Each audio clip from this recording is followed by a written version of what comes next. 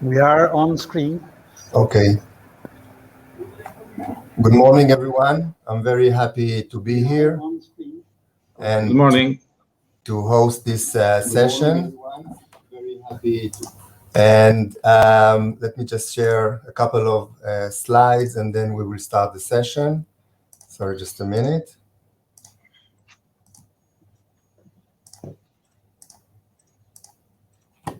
Okay, I hope you can see my slide.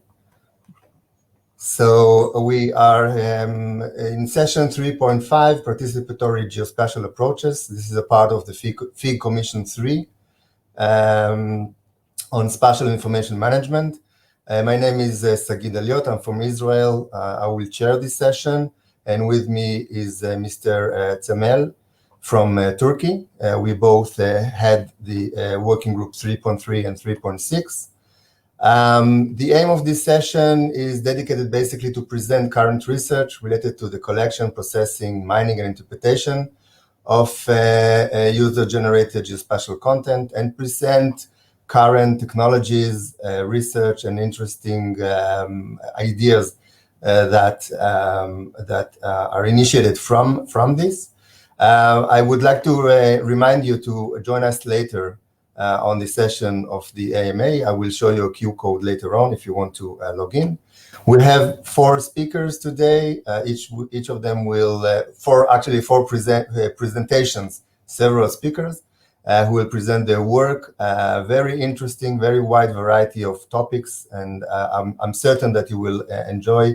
And feel free, of course, to ask some questions if you have during the session, and I will forward them to the speakers.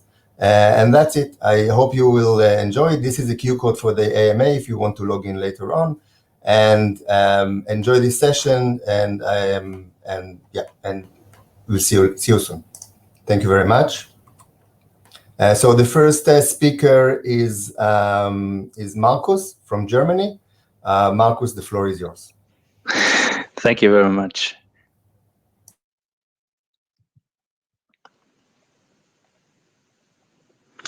So, I'm going to talk about place branding, and particularly to the role of spatial information in supporting this approach. And my presentation focuses on the methodology we applied in this regard and to the results we made. We had a mixed method approach focusing on landscapes, and due to the topic of this session, I focus in this presentation more on the participatory mapping part, which is the qualitative part of this study. Well, before we come to the methodology, let me first introduce the area where we put our research, where we did our research. This is northern Germany, the metropolitan region of Hamburg. And in this presentation, we are going to focus on this area that is called Steinburger Elbmarschen due to time restrictions, but we were active in 3 regions. The pictures give you an idea of how this landscape in this area looks like. It's a little bit like in the Netherlands. It's flat.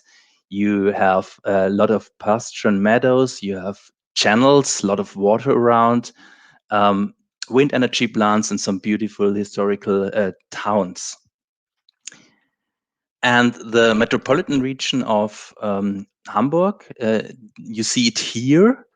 And the project we applied our methodology was a much broader project, a very interdisciplinary project. We were just a little part of it. We were the mapping guys, let's call it that way, but there were archaeologists, there were architects, there were environmental planners, economic geographers, and we as the surveyors. The idea of this overall project, so all together, was how can we identify what is special about the landscape of the certain region? And if we found it, how can we use it for place branding.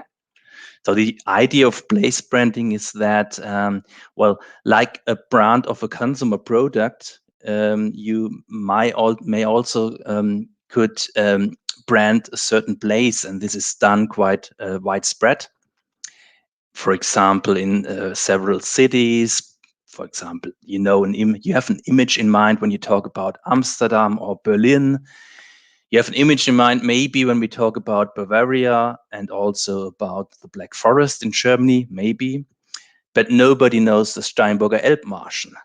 But they also have something to offer, and this is among others, the landscape. And so the idea was, let's find out what's special about landscape and create a unique selling point, image to the outside to attract tourists, for example. But when it comes to place branding, the other thing that is very important is to give or to strengthen identity to the insides, to the locals, so that the image that is created and what people feel about their home, that this is aligned.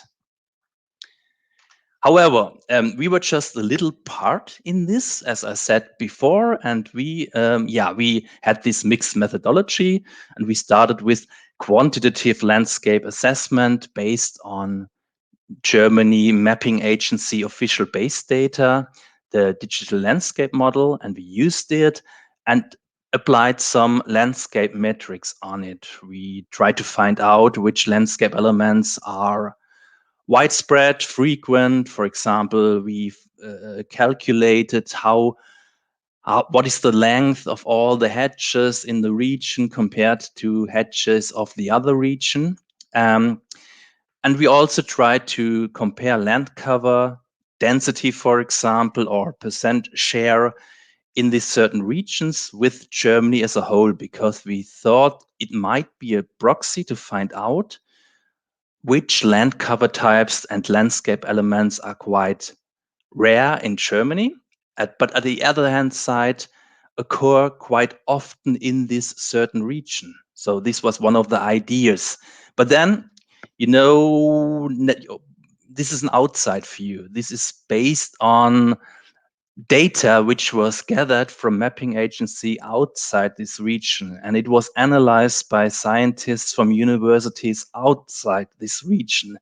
So we had the idea to integrate the locals and to ask them what is special about your landscape from your point of view.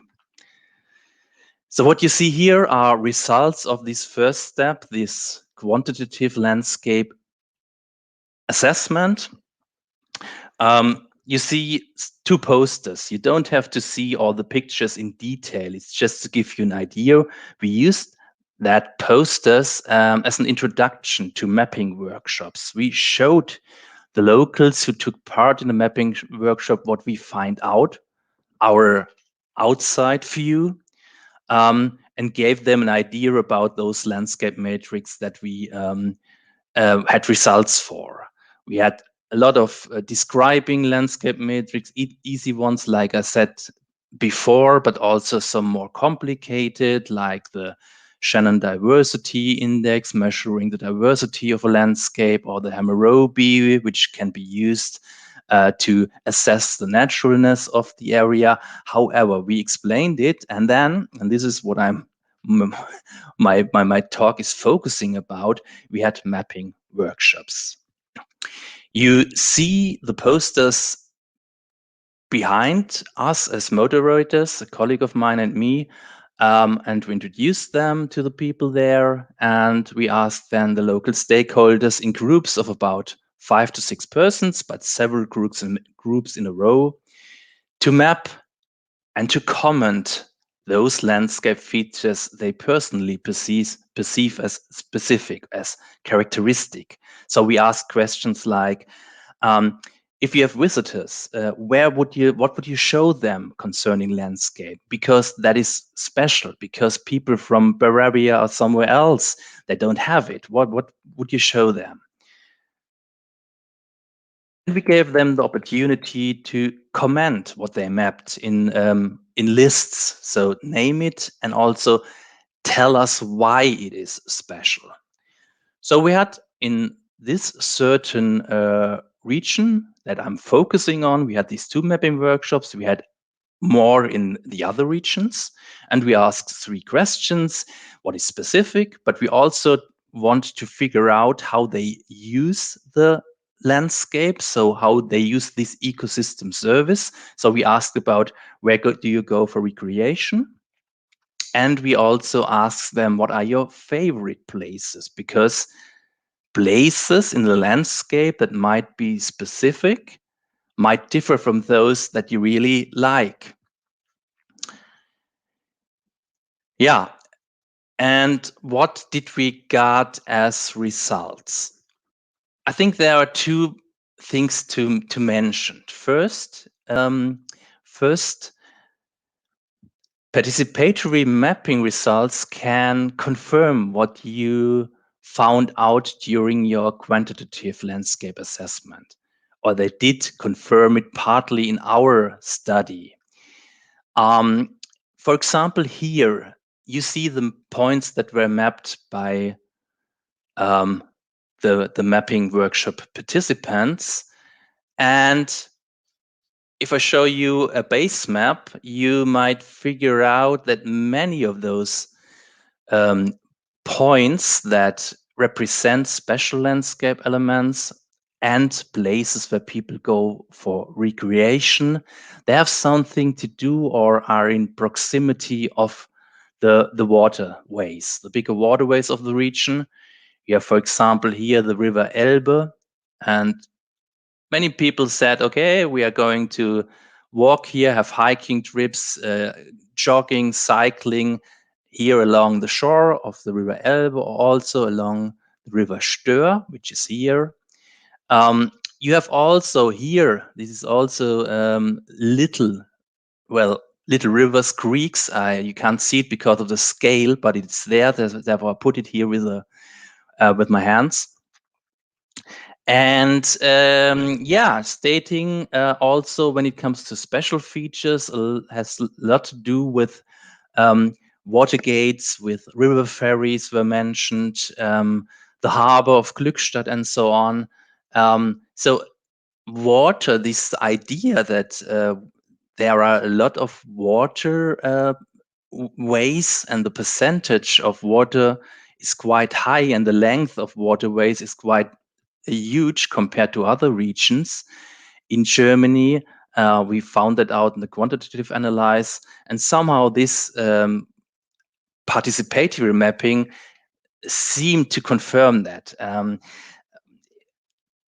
This is somehow important because you have to know that the place branding itself, this idea to create a brand of the region, is nothing that we could steer as scientists. This place branding process is steered by the locals, and we don't have influence. We only had the idea and the possibility to inform them as good as possible. And by highlighting certain elements, aspects, where we got some ideas from different methodology, this gives a more holistic view and gives an landscape elements like the waterways a more weight in such a branding process, because water is over there plenty, but still it's not said that it would have been also taken for a place branding process, because it's maybe too obvious. But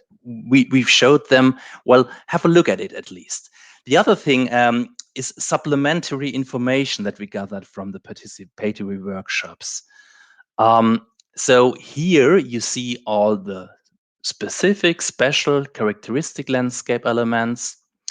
And then looking at the comments and the names that the people gave them, we found out that 25% of those are related to moors, so landscape element moors.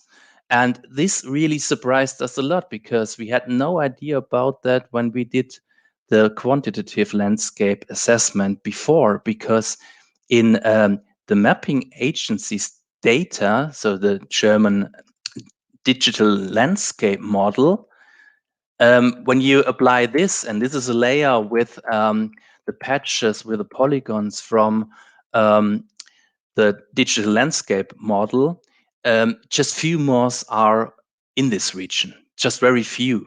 So 25 of the map points from the locals was a totally different result than the result we got before. And this, was somehow interesting, and we had a little more research on the moors and how that could be and how does that go together. The answer probably is that what the official data that defines as moors and what people have in head when they talk about moors, it's not necessarily exactly the same. So the definition of moors in the ATGIS Basisdlm, so the German digital landscape model, it talks about an uncultivated area with the topmost layer of peaty and decomposed plant remains, right? And you see a picture of what a moor, according to this definition, is. But those moors were quite frequently in the area, but they disappeared over the last centuries. But they're still alive in people's heads and in landscape names. And yeah, when people say they go to the moor for hiking or swim or cycling or whatever, it might be a totally different land cover today than it used to be. So this might be an explanation, and this was somehow also interesting for this branding approach.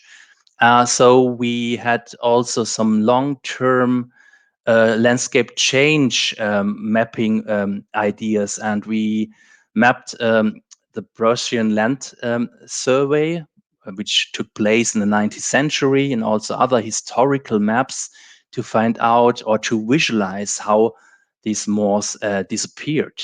And what you see here, the bright brown areas, is what you have today. This is from the Basisdlm, the digital landscape model. And the other ones, they are historical moors. They disappeared in the last 100 years. So we also created a long-term view, and then not only for moors, but also for other changes. For example, urban sprawl is quite obvious that happened in the last 100 years. So we also mapped historical long-term changes in urban sprawl. We mapped the wind energy plants that came to this region just the last decades, but are quite you have a lot of them there. And so we create something with a lot of mapping parts. We created a book as one, and this got one of the results of the overall project, Regio Branding. In this book, also our mapping exercises were published. And here you see the favorite places. You see, for example, what people said is what they like, where they like to go to. And you again have, for example, the moors. Not that often as in the workshops where we asked for specific elements, but still. You had, for example, Germany's lowest land spot. This is located in this region. Obviously a specific point, but only one person mapped it as a point where he likes to go. So favorite places and places that are specific not necessarily have to be the same. But what we have had quite often in this approach about favorite places was again water-related elements, and not just water itself, mainly elements that align to the historical marshlands, because those marshlands, they were reclaimed from the sea since the Middle Ages, and you have several water gates, pumping station, historical ones. And this one, for example, goes together with a scenic landscape around. And this is one of the reasons why people also like to go there. We had Glückstadt Harbor, so one of the little cities we have there, it has a quite scenic harbor as well, and also one of the river ferries that also appeared during the special landscape element mapping workshop. It was also mentioned several times when it came to favorite places. So this also was or became part of this book about landscape changes, long-term landscape changes in this specific region. And it was adapted by the overall project as the main results and products that were gathered in this period. So you see some local administration people, and so this aligns to this idea of place branding, strengthening identity to the inside. And then what was created in addition were image movies. We did not do them as the mapping guys in this project. We had no influence mainly. We just informed the steering committee, but still, if you look at them now, you see that quite a lot of our results and also landscape, mapping features, they were adapted for these movies. This is the one for the specific region I just told you. So Steinburger Elbmarschen, those are for the other two regions where we did research. So this gives an image to the outside. And for example, when it comes to the mapping approach, during the project, some guys from this region, it's another one that said, wow, we look somehow, if you look on the map on this, we look like a butterfly. And what they created, so this is not our approach, but this is more the place branding, the logo approach. This is something they did out of that. And here in above, you see some shamrocks, and those is a reference to the happy places mapping exercises. So also those happy places were not just taken as some results, but also the process of finding out what is positively connected became one of the anchor topics that were adapted from the overall branding steering committee. This is just a view on those happy places in the region of Lübeck, Northwest Mecklenburg, the third region, and how we did it in our mapping analysis, right? But this is what they referred to also in the movie. Right, that's all from my side. Thank you very much. Thank you very, very much, Markus. It was very, very inspiring and interesting. I'm just looking if there are any questions from the audience. Currently, I don't see any, but if I may, I want to ask you one question. So in this research, you basically approached stakeholders, but did you think of maybe looking at some, I don't know, social networks or where people usually take photos and such to have another layer of where people like to visit or what they like to see in the area to have a maybe broader idea or data?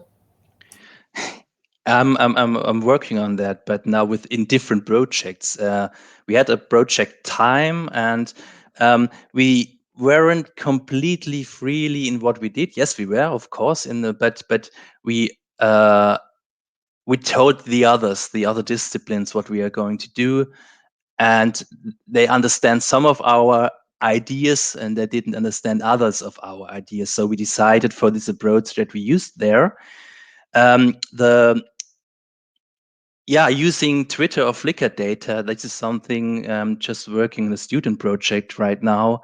And this is very inspiring, of course, yeah. Thank you very, very much, Markus. I don't see any questions, but maybe later in the other session. I would like to point that this is a peer-reviewed paper in the FIG Working Week. We will now go to the second presenters. This is, of course, a collaborative effort of several presenters. As I understand, I think Roshni, you will lead the presentation, or am I wrong here? Hello, everybody. I'd like to introduce our team. we have a number of people who have come together for this presentation. There's Claire Buxton, who is the lead of the VCSPs, Jamal, who is the lead of the Working Group 3.6, and we've also got the rest of our team, myself, Roshni Sharma, Tom Kitto, and Gemra. So I'll welcome us all to the stage now, and we'd like to share our presentation with you. Thanks so much for having us.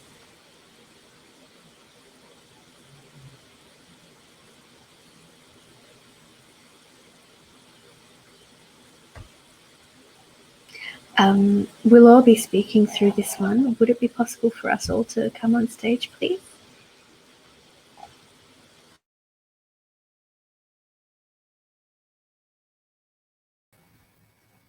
Hello. Hey there. Can you see our slides?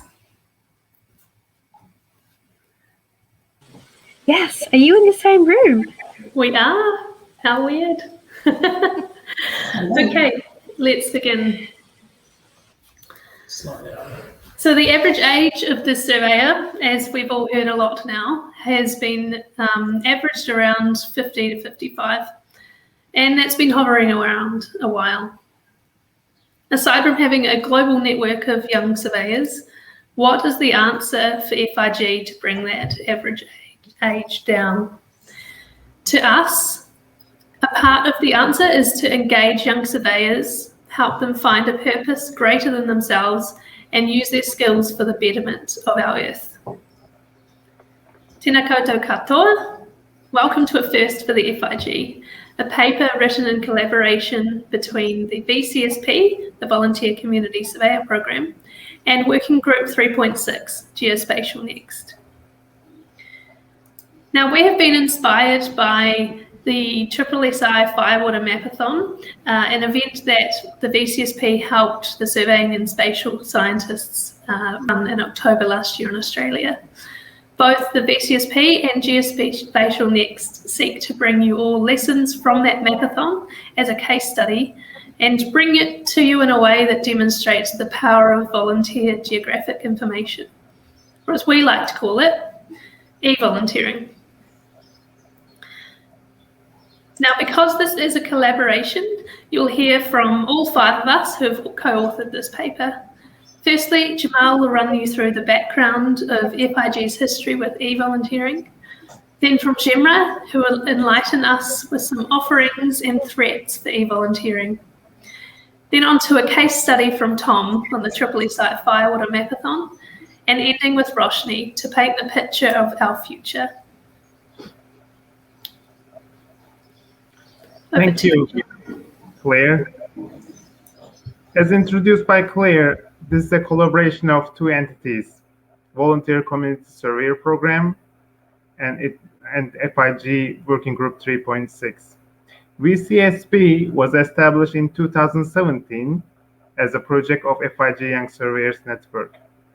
Its mission is to provide opportunities for hands-on volunteer trainings and mentoring programs for young surveyors. These activities are organized through wisdom workshops, in-country deployments, knowledge portal, and e-volunteering as in this work. FIG Commission 3, Spatial Information Management, Working Group 6, is Geospatial Next. It is dedicated to produce solutions on developing necessary skills and applications for next generations in spatial information topics. We encourage young surveyors to create initiatives that build technical and soft skills for the betterment and continuation of our profession. Generations reaching out globally. The shifting paradigms. This can be best described with the quote of the famous ancient philosopher, that is Heraclitus from Ephesus. No man ever steps in the same river twice, reflecting the continuous change. You may think he would just be funny or he would just faint if he has seen our world just today. The state of the planet, troubling with the environmental crisis, the pandemic of COVID-19, and many other disasters. The fourth industrial revolution, the acceleration in digitalization, applications of AI and robotics are affecting our world and changing it day by day. In all these, location intelligence is a crucial component. It is the backbone for any data-driven decisions. Yet, the overview of our planet and humanity needs practical solutions, and demand for data availability is higher than ever. Citizen science is a term to use as to involve ordinary citizens in scientific and technical tasks. As a part of this, volunteer geographic information defined by Goodchild and similarly crowdsourcing become a method for mass data acquisition. In the previous years, a number of case studies and projects are presented under FIG events. In this sense, our work resembles to these studies, and we further explore the possible roles of surveyors and concepts of integrating e-volunteering into humanitarian works with big data and machine learning in our mind. At this point, I would like to hand over to Cemre to inform us more about e-volunteering. Thank you, Cemal. So I will talk about what e-volunteering offers today's surveyors. So it is basically run by organizers for little or no cost like us, and it needs a contribution with the minimal financial burden. And e-volunteering does offer a range of alternate benefits, and the commitments are flexible. And besides, it lowers the opportunity cost significantly. And e-volunteering also offers for global access to volunteering opportunities, as we are trying to do now. And also, there is no limit to geography or the range of different experiences a volunteer can have, or exploration of ways they can make a difference. So we will see what e-volunteering offers in a deeper way in the next slide with a SWOT analysis. So we have some strengths, weaknesses, opportunities, and threats, as we always have. So e-volunteering is a easy and cheap way to access 24 hours, 7 days from anywhere around the world with just the internet connectivity. And it's a perfect way when we are in a global pandemic, as we are having now. But we are also having some weaknesses. Because e-volunteering doesn't have the experience of traveling or cultural immersion, unfortunately. And also it depends on the quality and the recency of aerial imagery, so we cannot control it too much. And it's also requires some technical aptitude, but the bar is too low. So we also have some opportunities because we are able to rapidly leverage the Earth observation technologies to make a difference to large geographic is very quickly. And also it gives us an opportunity for the global and cross-jurisdictional collaboration like we are doing now, because I have, for example, team members from Turkey, and I'm in Germany, and others from New Zealand and Australia and Canada. So it's, as you say, it's possible. But we have some threats because e-volunteering needs more planning for the times for the future, because we don't know what will be happening in the future. And it also needs for organization of subgroups in different regions and countries, just to be able to carry on systematically after the pandemic as well. So I leave the floor to Tom. Thanks very much, Cemre. E-volunteering is a powerful tool for projecting our industry's positive influence in humanitarian work, for sure. An example of this was a mapathon that the SSSI held in collaboration with the VCSP in October of last year. This event, which we called Firewater, was all about disaster preparedness. Led by the SSSI, we used OpenStreetMap to map existing built and natural water infrastructure in fire-prone areas in Australia to help firefighters in the next bushfire season. The VCSP and the SSSI brought around 140 volunteers together from 45 different countries to take part in this 24-hour event, and we used high-resolution aerial imagery donated by NEARMAP to find water resources that hadn't been mapped before. So, what did we take away from this? I'm going to share 3 of our key lessons learned from this exercise. So firstly is the partner in the story. What value is the data and the deliverable that you're going to give them going to create for this partner? Do they have a need for the data? And also, do they have the resources to source it for themselves? Can their story, the partner's story, also be told in a compelling way? Because this is a really important thing for motivating people to get involved in your event. And also, is there a plan for the data after the event? Secondly, the marketing plan. Now, this isn't something as surveyors, I guess, generally we are super involved with, but we've found that it's really important to have some kind of a marketing plan, whether that's creating a marketing brief or something else. We found that using a marketing brief helps refine and summarize the objectives and create consistent branding and messaging guidelines right from the get-go. And then finally, the data. This is something maybe more in our realm, but there are still challenges involved with it. Some things that we encountered in the Firewater Mapathon were the legal implications for both the foundation data and the resulting data set. Also, is the deliverable going to be fit for purpose? Is the legacy data going to remain available after the Mapathon's finished? And also, is the foundation data temporarily relevant? Now, this is only a very brief overview of our findings, and I encourage you all to check out our paper and read up more about it. So next up is Roshni, and I'll give you the stage. Thank you very much, Tom. As we've heard, humanitarian surveying is vital as long as there is social inequality, economic inequality, and environmental injustices in our world. As we've described, e-volunteering is a powerful way for us to come together accessibly. It really lets us collaborate and create impact for the greater good from the comfort of our own homes. And so, as you can see here, next slide, please. Thank you.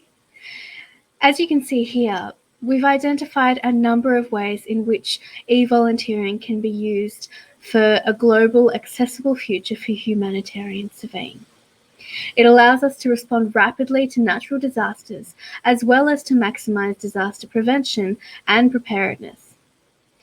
As space and spatial continue to converge globally, the capabilities that Earth observation facilitate is rapidly advancing. As the global space industry improves, Earth observation technologies alongside space-enabled communications, connectivity, and Internet of Things capabilities change the ways in which we can leverage humanitarian surveying for e-volunteering efforts. As automation is becoming increasingly powerful, e-volunteering also creates a unique opportunity for us to assist and improve artificial intelligence and machine learning efforts through providing crowdsourced training data to improve accuracy. I'll now hand back to Claire. Thank you very much.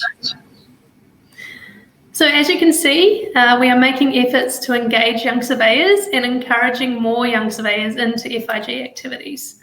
If you'd like to read more, have a read of our paper. I'll put the link in the comments.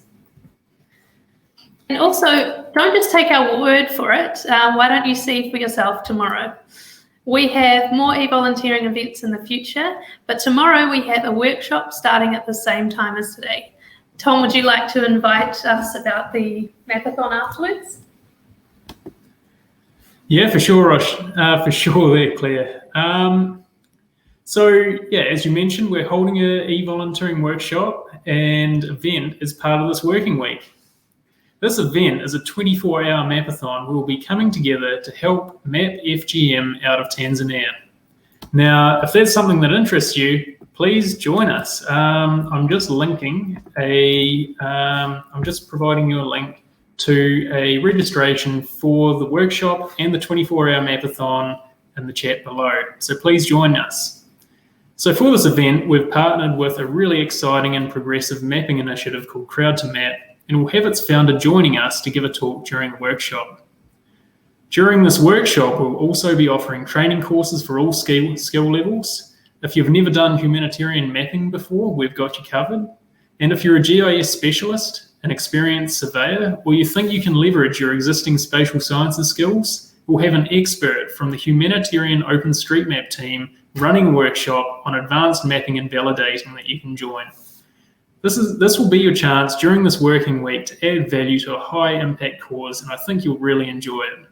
So join us at 10:30 a.m. tomorrow to learn, be inspired, and add value. Together we can make the world a better place. Thank you. From all of us here, thank you so much. Any questions for our team?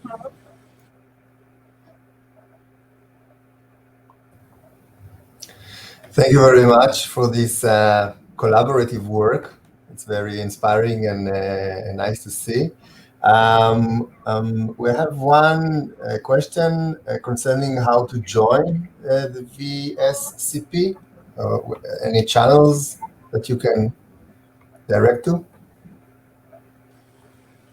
Yes, please. So if you go to fig.net/VCSP, you can sign up to our mailing list there.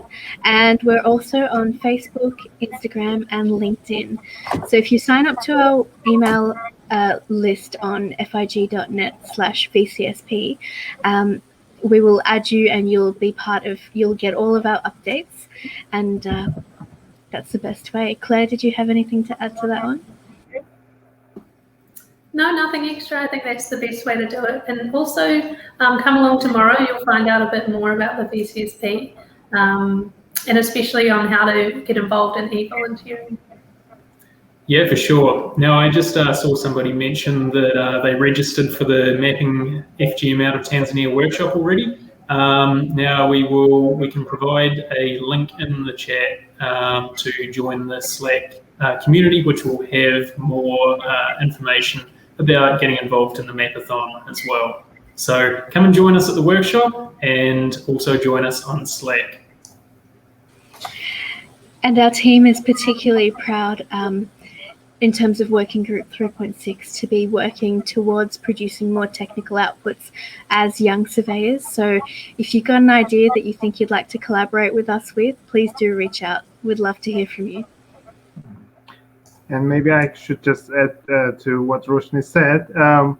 If you are interested generally in Commission 3 topics, you are more than welcome with new ideas, and there's lots of ideas already going on, new projects in our minds, and we always appreciate anybody to collaborate with us. And we will have a commission meeting today following this session as well for the Commission 3. I'm sure Sej is going to talk about it a bit at the end of the session, but just to give a heads up information. So if anyone would like to join that session as well. Thank you. Thank you very much, Jamal, for this information and for this presentation. I think it's really inspiring to hear and see new voices adopting technology, but not only. So I really looking forward for to see how this matures and produces interesting output. So with your permission, we will go over to the third presentation. This one is from the Netherlands. Yes, from the Netherlands, sorry. Anouk will present this work. Anouk, are you ready?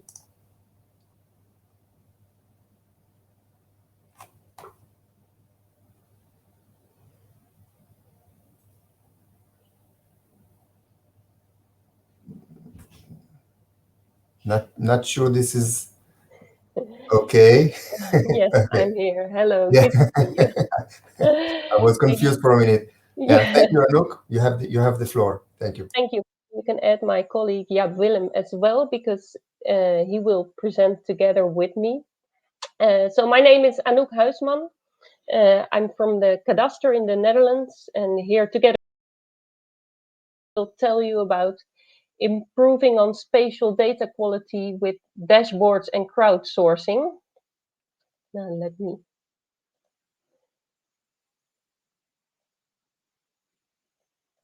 share my presentation with you. And there it is.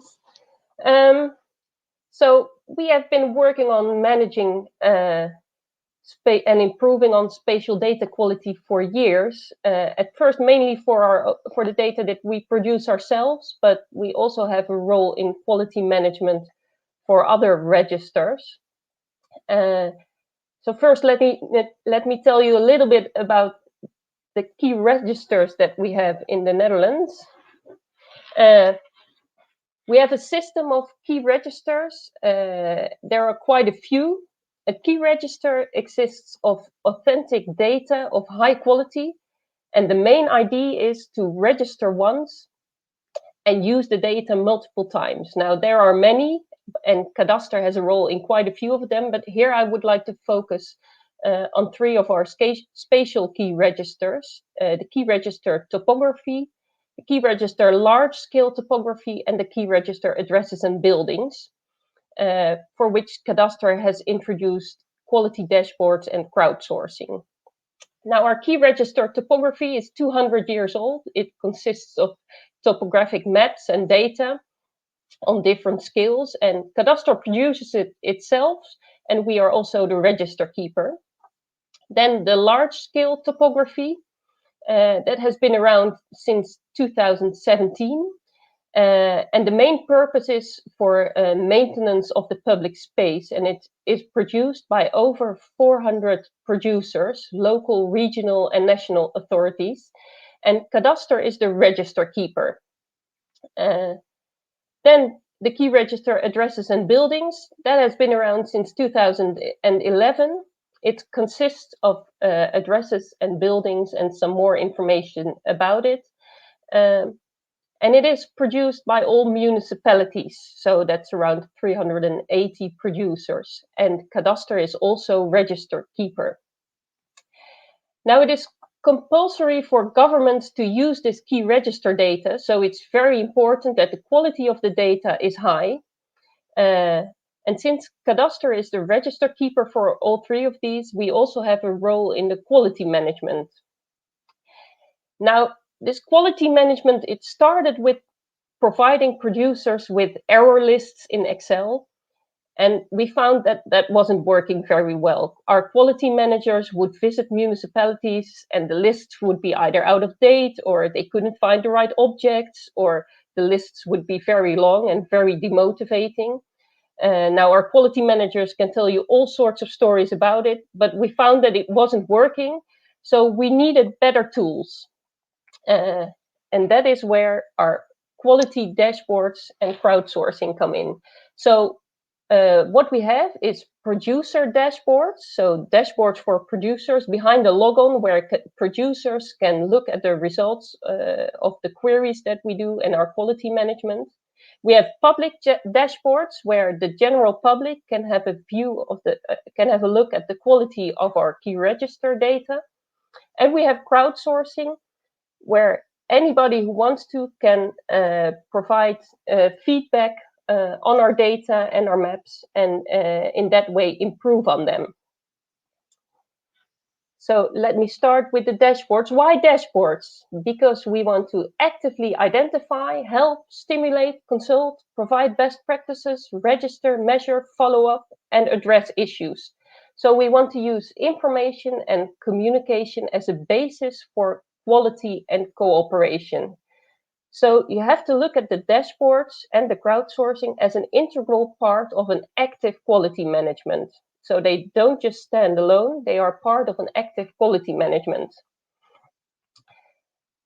Now, what the main benefits of the dashboards are, is that quality managers and producers consider the same information.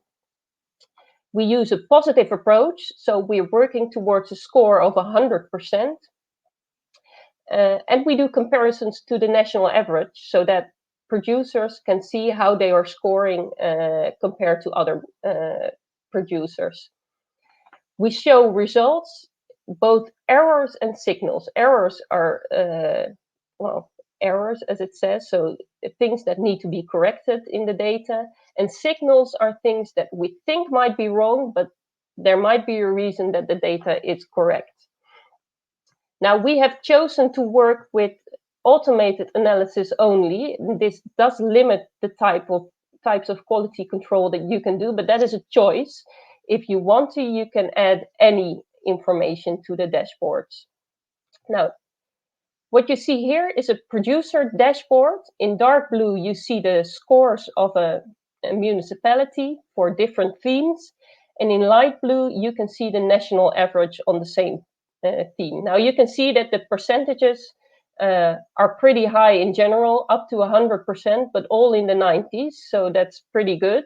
And this producer is scoring really well.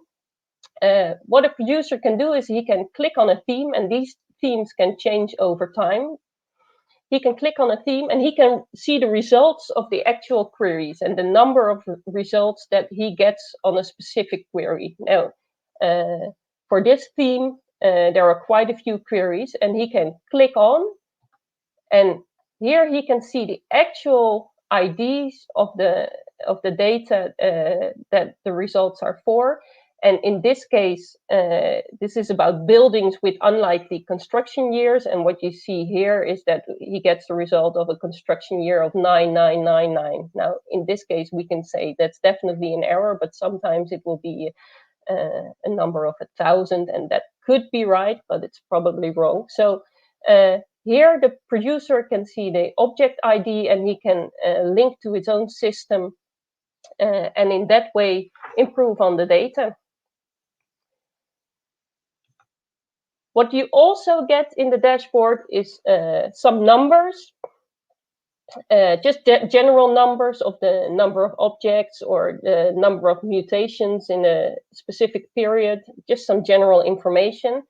And also what's interesting to see now is the history. So this is for a municipality over the time that we've had the dashboard. And in dark blue is the score of the municipality. And it's been good since the beginning, but you can see that the municipality has really made an effort to improve the score, and it's almost up to 100%. But what you can also see is the national average going up. And this has really been due to using these quality dashboards. So now I want to give the floor to my colleague Jaap Willem, who will tell you a little bit about crowdsourcing. Yes, hello everyone. Indeed, next to the quality dashboard system, we also use crowdsourcing to keep up the data quality. Within the key registers, we have a compulsory obligation for governments to use the key registers, but also to provide feedback if they see something which is going wrong. However, we found out that, well, people were not always willing to share that feedback, and on the other hand, we also had a lot of big group of users which couldn't share the data for their feedback because they were no government users, but from private organizations or just citizens. So we improved that by creating a system, which started with verbeteren kaart, which is translated to improve the map on the topographical key registers, and on the addresses and building key register, also we have a separate viewer where people can also provide their feedback. And now I will try to show you a little bit with a live demonstration. So now it will go well. So as you can see now, this is my screen, and this is when you open the application, improve the map. So you can see that there is a lot of all kinds of markers all around the Netherlands, with all kinds of comments on where the map can be improved. And we also have legends where you can click on, and then you can also see what is the status of some kind of those feedbacks. So let's zoom in a little. Then we can also see the all kinds of scales of the topographical map we have. And we can also see actually that in this system, the two topographical maps are combined. So we have the large scale topography and the small scale topography. So I will go further and zoom in to the city of Utrecht. So that's also the city where I'm broadcasting from. And for example, you can also see that there are some feedbacks put on. So for example, we have here a rejected one, but also we have here an approved one. And here we have even some finished ones and one which is still under research. Well, what's also interesting, everyone can just click on it and learn. So why is this one approved? So I can read what was the comment, what was the feedback, and also read why this one is rejected, because here I can see the comment from the user who provided the feedback, and here I can also see the comments from the data provider. And in this case, the feedback was correct, only it was for another key register. So actually for the key register on parcels, which is also at the cadastre. Well, let's also show how easy it is to provide some feedback. So if you can see here, we have a nice canal which isn't straight. When I go zoom in further, you see that there is actually also now a new canal. So we just recently restored this in this city, but it is on the large scale topography, but not yet on the small scale topography. So let's make a feedback for the small scale topography. I will push the button and I will click on it. Then I will type in Dutch because that's easier for them. So I will say the canal is again restored. I can provide an attachment, can provide an email address, and I will just send it. And you can see it's directly confirmed that it is sent. And also I can see that I can just directly see also my message, and in the coming time it will be assessed, and then I will also get updates of that. So that's what I wanted to show you. So let's get back to our presentation then.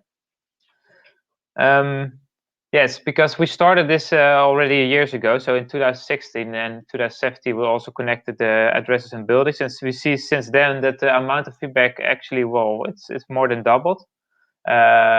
So you can see it for all key registers. So it's really much higher, especially compared to 2015. And there's also always the other question, what's the quality of the data? Well, we can see that we put all feedbacks together. So in total, it are more than 65,000 feedbacks we get over the last 4 years. And we can see that only 10% of all those feedbacks is rejected. And the amount of feedback has more than doubled. So we are actually quite happy with that. And I also have to stress that, like in the example I just showed you on the map, that in many cases the feedback is rejected not because it's incorrect feedback, but because, for example, it isn't needed to measure those objects, or it is about private properties instead of public spaces, which isn't always mapped according to law. So we really can say it's quite a success. So open and transparent feedback for everyone. And crowdsourcing is also now used, because one challenge we have is all municipality will have to check and control the feedback. So we also put the process time. So how quickly are they assessing the feedback? We also put that into the quality dashboards, which also really helped to improve the timely assessment of the feedback. As you can see, with both approaches, we can really see that the quality is already really improved over the last years. And what's also really nice, that are both continuous systems. So there is continuous feedback, there is continuously updating of the dashboards. So people are really working every day on it to improve it and to help users to improve the data quality of the key registers. So that's also our conclusion. So we can see that the quality dashboards are a great tool for quality management. It's also important to say it's a tool, but you also have to combine it really with active quality management. Crowdsourcing is really helpful to access local knowledge, and we can also see that we can access that knowledge all over the country. So it's really coming in all over the place. And both tools are a continuous process. Well, what are our key challenges right now is also on trying to see links, to create links between the key register data. So, for example, I now made a report on a canal, which is also registered in 2 key registers. So we can also try to link those key registers better, so that they are also have the same up-to-dateness. And we already do that with buildings. So they are also in multiple key registers, and we also make comparisons between the 2 key registers. Only challenge is that you are never certain which one is right if you compare 2 data sets. And that's also why it's really helpful to also add crowdsourcing, because people can tell which building is the most recent building compared to the other register. So this is what we wanted to share with you. Of course, you can also try it yourself and also read our paper, which is provided. And if you want to browse through the public dashboards, we have provided some links. And also you can look at the crowdsourced feedback system. Of course, it's all in Dutch, so that will be a challenge. But I think, just from looking at it, it can also be very inspiring. And that's what we wanted to share. And thank you very much for your attention. Thank you very much, Anouk and Willem.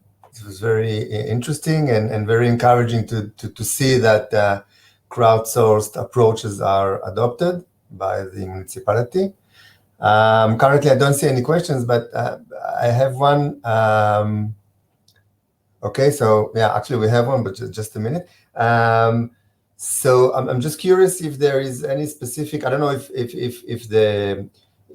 these are anonymous, but do you have some kind of a portfolio of the users who basically do this, use this dashboard and post this editing suggestions? Yes, well, it is even anonymous, so you can, I provided my email address, but you can provide feedback without your email address, because when people have to provide the email address. Some people are not interested in the emails they get from the system, and otherwise also some people just fill in fake email addresses. So so it is not necessary to register, and we assess all feedbacks evenly. But of course, we also have sometimes, for example, with the forest communities, they also know which walking routes are still available and which aren't. So we have sometimes some special crowdsourcing with them to ask them, is this route still available or not? And we just follow them blindly if they say, because they are just such a trusted organization. So then we really, the reputation of the user really helps them. Sorry. Okay.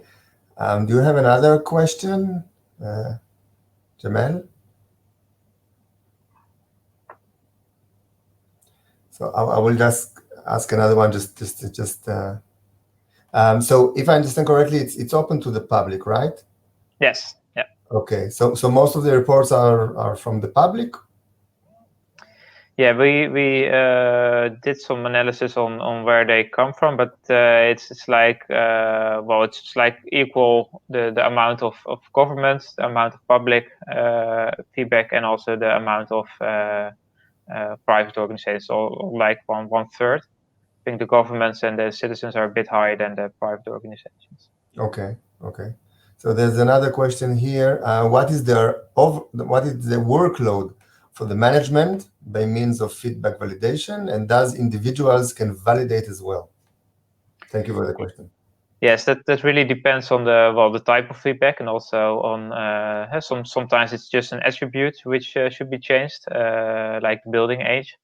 But of course, there is a workload for people to investigate. They also have the legal obligation to investigate the feedback. And depending on the complexity of the feedback, it can take a longer time. And even in the large-scale topography, it's also that they can send a surveyor to the field who has to do new measurements to validate the feedback, but also to measure the new situation. But of course, they also should have done that without any feedback, because there are requirements to update the map every now and then. Okay. And actually, there's another question, and we still have some time. So the question is, do you receive erroneous contributions that are fake on purpose? Yes, well, you can't see it anymore, but there was also a status which was spam, but we can see it's very, very, just 0.4%, I think, which is spam. And most of them are also from people like me, which do like a demo feedback or a test feedback, or sometimes a double feedback. So the really, really obvious fake feedback are not really used. Well, we don't really see it. Okay, actually, it's in line with other similar crowdsourced, at least mapping infrastructure that use reports from the public. So yeah, it's really small. So it's happy to see that people use it wisely, and they understand that they can benefit from that. Yeah. Okay, thank you very, very much. It was very interesting. We are now heading for our final talk from, sorry, just a minute, from Konstantinos, together with Chrissy. Good morning from Greece. So let me share my screen.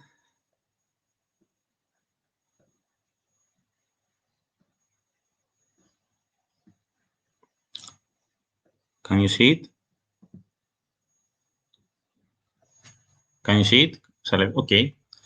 Nice. So I'm Konstantinos Apostolopoulos. I am a PhD student from the National Technical University of Athens. And I'm going to present you our work entitled An Open Source Application for Gamification in Cadastral Surveying. This presentation is part of an ongoing research that investigates the potential and progress of citizen participation in land administration, and to identify ways to introduce gamification tools for further improvement. The first part of this presentation deals with the SDGs and e-government, the citizen participation gamification context. And the second part presents a fit-for-purpose methodology that is supported by M-service and gamification elements, as well as the development of an open source Android application in which gamification elements have been introduced. There is also a pilot case study which is held in an urban area in Greece in order to evaluate the developed methodology and application and to draw useful conclusions and proposals. So to begin with, many of the UN 2030 Sustainable Development Agenda goals are directly related to land and other natural resources. So the good management of land and natural resources is critical for achieving several of these goals, and requires reliable and affordable geospatial information to be available timely. So land administration and cadastre are considered to be tools for good land management and for the implementation of the appropriate land policies for meeting several of these goals. The agenda highly promotes partnerships and citizen engagement that can be enhanced with implementation of cadastre that has always been a participatory procedure because it is based on self-declaration methodology for data collection. So in this context, the context of activating citizens, the UNs have taken a number of actions lately, such as the SDGs in Action application, which is available on App Store and Google Play, with which you can learn about the goals, get informed, get news about it, and create your own events. And in Greece, we have also a campaign that is called What is Your Own Goal? With this campaign, you can take a photo of your favorite goal and upload it to the system with these hashtags that you can see in the slide. And there are also, along with these actions, several games have been created in order to enhance the participation of citizens and in order to achieve these goals, the Sustainable Development Goals. Over the past 20 years, with the evolution and the development of the internet from Web 1.0 to Web 3.0, was enabled an easy, fast, reliable, and low-cost distribution and diffusion of information, regardless of the distance between the producer and the user. So following this evolution, governments began to using new ICT tools, resulting in the development of e-government, which is nowadays identified as m-government, based on mainly on the usage of mobiles. So there is a rule, a 99.1 rule. According to this rule, the 90% of users are slowly consumers of information, but not contribute. Other 9% are light or intermittent contributors, and only 1% generate most of the information. Therefore, a continuing challenge for the governments using online tools is the low level of citizen participation and engagement, because the full benefits of participation cannot be revealed until citizens actually engage with full exploitation of these tools. So here comes gamification. The use of games is recognized by the existing literature as a new technology trend and good practice to increase motivation and participation. Gamification, though directly related to digital games, does not involve creating real games. Instead, it exploits the basic principles of games to achieve emotional commitment of the user. Specifically, gamification offers a framework to design interaction and activities for the users with the aim of maximizing their motivation, creating a pleasant experience, and maintaining citizens' engagement. The research community internationally has focused on clarifying and identifying the appropriate motivation drivers and incentives that may enhance user participation and engagement. These drivers are known to have various facets. In this slide, you can see some of them. They focus on identifying the human needs and how people are driven to satisfy them, and they are identified both intrinsically and extrinsically. Based on a leading crowdsourcing platform, the crowdsourcing.org, more than 3,000 crowdsourcing-related examples are listed. At least 50% of all organizations worldwide that manage innovation processes have gamified some of their processes in one or another way. And there is already been developed a conceptual framework in 2017, a gamified crowdsourcing for gamified crowdsourcing systems.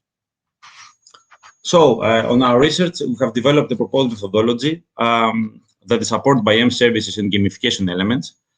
In this methodology, right holders or other local citizens may be enabled to use internet and mobile devices, such as smartphones and tablets, using an open source application for the identification of land parcel units and declaration of property rights during a cadastral survey.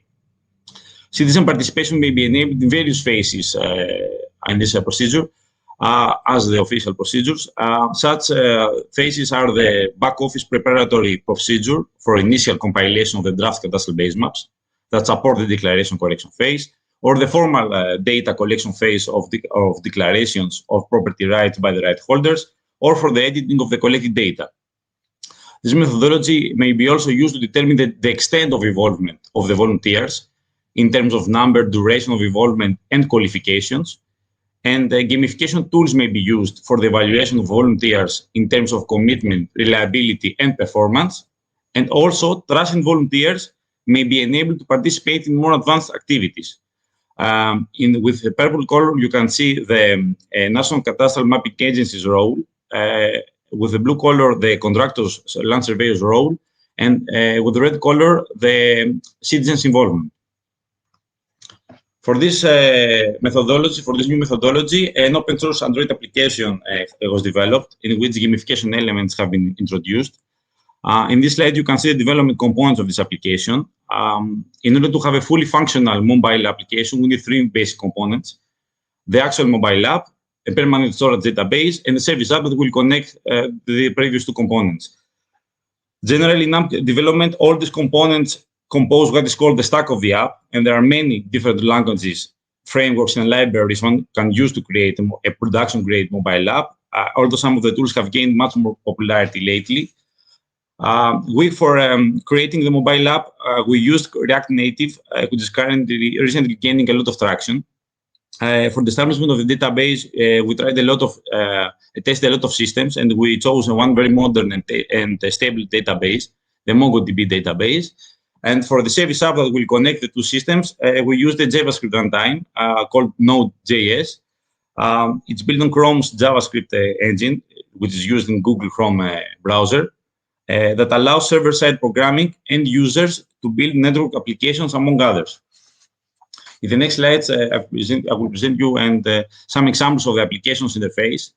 To begin with, the user can log in as either as an NCMA member or land surveyor or team leader or a citizen with his credentials. Each account type has access to different features. For example, the NCMA and the land surveyor can view citizens' content, and the citizen can view only his content.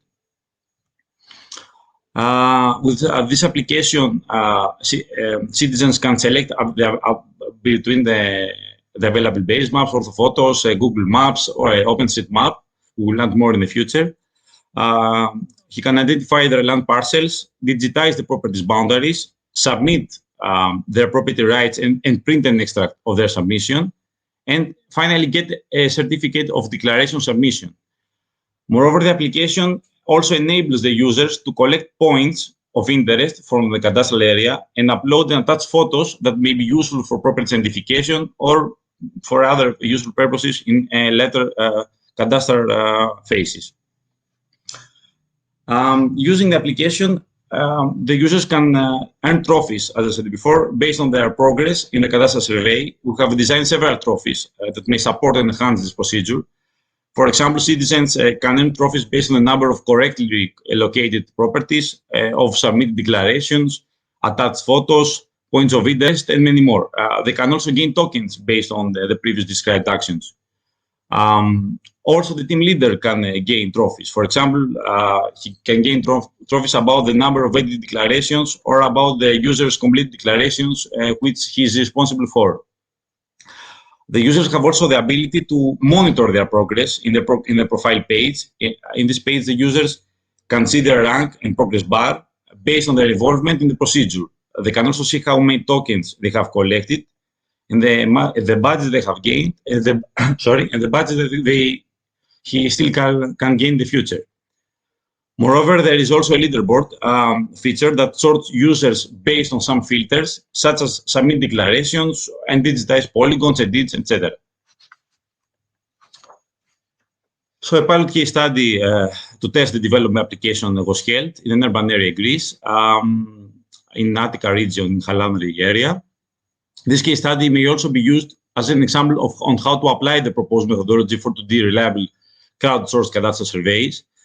During this case study, 7 volunteers under the supervision and guidance of a team leader who was a citizen and in the area who has been informed and trained by a cadastral surveyor about the cadastral procedures and the application. These 7 volunteers collected cadastral parcel boundaries and cadastral descriptive information, such as property rights, right holders data, and land parcel photos, and upload them in the system and submit them there. 124 land parcels were digitized, and the average digitization time was about 7 minutes. Following the completion of the field procedures and comparison between the crowdsourced cadastral map and the official cadastral map of the area has been conducted.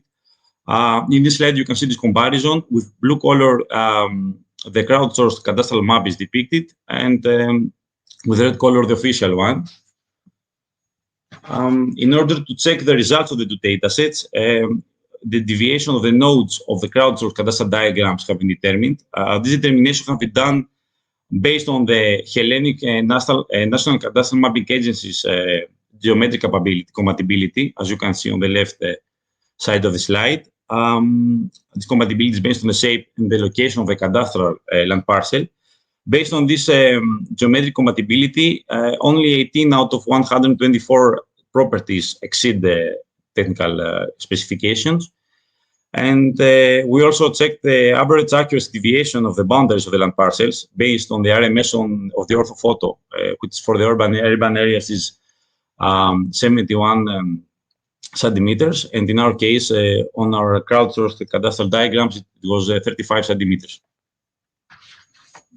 We also compare our application with the official platform from the Hellenic Cadastral Mapping Agencies one. in terms of time, cost, and usability and features, as you can see in this table. I have to mention that in 2019, in Greece, a more sophisticated platform was developed and was made available by the Hellenic Cadastral Mapping Agency. This platform enabled citizens to locate and digitize the boundaries on their property and submit the declaration of their property directly to the Cadastral Agency without the involvement of the contractors. The use of this application is optional. Alternatively, right holders may, if they wish, submit their declaration as usual at the private cadastral offices. So through this electronic platform, the citizens are enabled to identify their land parcels, digitize their boundaries, submit their property rights, and print an extract of their submission. They can also check their cadastral survey letter in the public presentation. They can check and they can submit an objection request if there are any errors, and they can submit the correction application. It's very interesting to see that up to January 2020, more than 1 million declarations have been submitted online. About 2 million polygons have been entered, and about 80,000 points have been registered. But the mobile service usage was expected to be much higher. As for that moment, it seems that most of the right holders have either digitized their properties in the digital platform or hired a professional to produce a survey map. So the lack of proper advertising of such a service is also a problem, since most of the right holders are still unaware of the existence of a mobile service for the geospatial location of their land parcels. So to conclude, people like rewards, even if the reward is a trophy somewhere on the internet. Achievements are a way of giving citizens a prize for doing something. This is both pleasing, for example, like getting a gold star in the primary school, and useful as it encourages citizens to do things that are beneficial for themselves. Adding a competitive aspect to an application will make citizens work hard to outdo one another. For example, there could be separate leaderboards, as I've shown before, depending on how many right holders or groups we will need to engage. It's important that the leaderboards show citizens' successes, but doesn't shame them for failures. Otherwise, it can have the opposite effect and drive them away from the cadastral project. So in order to enhance participation, there's a need for introducing gamification tools in the above process. So we have to consider some drivers and incentives that will stimulate citizens' interest in order to ensure efficiency and reduce errors and objections and reduce delays and costs. These drivers and incentives may vary. They can be provision of certificates, provision of recommendation letters, equipment such as smartphones, or reduction of registration fees. For those, for example, who successfully identify a certain number of parcel identification and declaration submission. And we think we should also investigate the parameters that affect the accuracy and completeness of a gamified, crowdsourced cadastral procedure. Parameters such as the quality and accuracy of the base map, or the volunteer's capacity to identify the physical parcel boundary points, and the volunteer's capability to deal with the complexity of the built and natural environment and all the objects that appear on the orthophoto. So thank you very much for your attention. Thank you very much, Konstantinos. Thank you very much for for your time. We have we have a question whether this application can be used outside of Greece. We think we should have it open for other countries too. It is still on beta form, and we will make it available on App Store. We would like to make it available on Google Store and Apple Store. So maybe yes. Okay. It is for implementation for national level. So. And I have another question. I think you just put it on your last slide. How can the users see the parcel boundaries if they use some kind of satellite imagery? So how can they identify them? You mean technically on the application? Yes. Because they see some kind of a satellite image. And they see the yes, I didn't describe it. Yes, you can use a GPS location to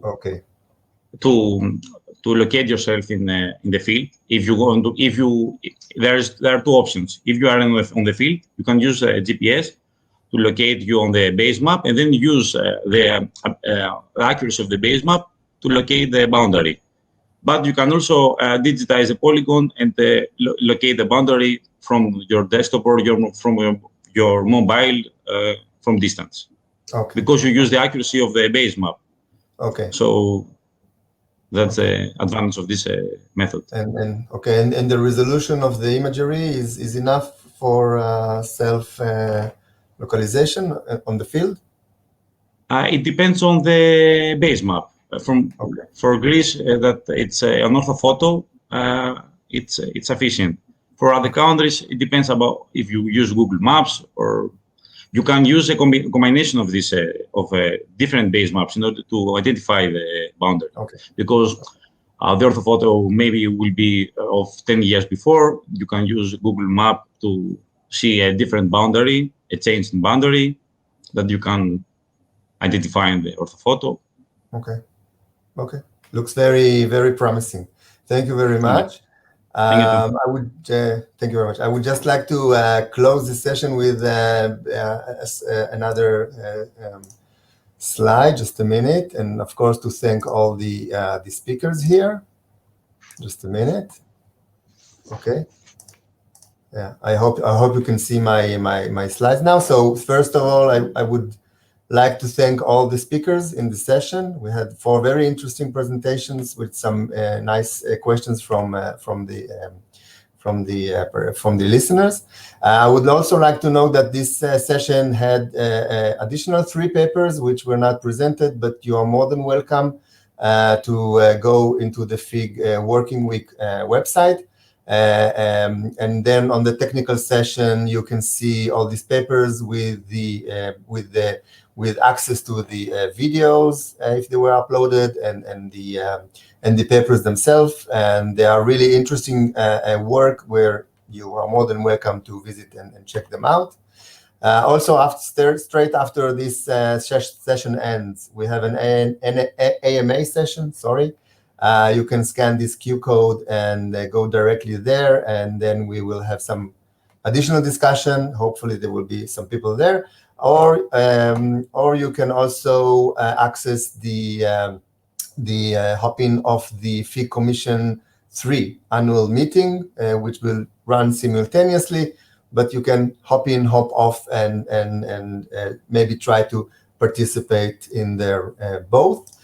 So again, I would like to thank each and every one of you. Thank you very much for a very interesting session. Thank you very much for listening, and enjoy the rest of this FIG Working Week. And thank you very much for the local organizing committee for making this happen, although we are not in the Netherlands.